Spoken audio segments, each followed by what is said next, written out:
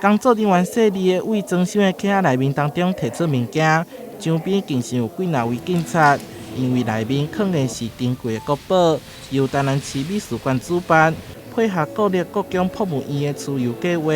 将15件人气国宝，包括翠玉白菜等宝物，砸来台南做展出。故宫文物出门的要求比较高一点，但是我们透过这样的一个机制，就等于是有点点变相去解释每一个展馆的一个标准的设备，包括它的温湿度环境控制，包括它的安全管理，包括它的策展作业。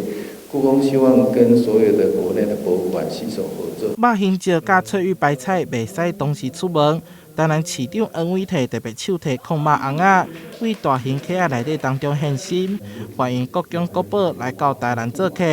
为着保护这批珍贵的宝物，台南市美术馆拢依照国境的流程来办理。确保文物的安全，因为它需要24小时的戒备，比起我们在保护总统级的这个规模是不相上下。希望很多南部的朋友，不管南台湾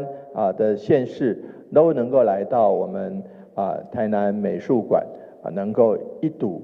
故宫国宝的国之重宝的风采。除了翠玉白菜，还有昆绣青花串联龙纹天球屏。地点也将展出《清明上河图》的所谓动画，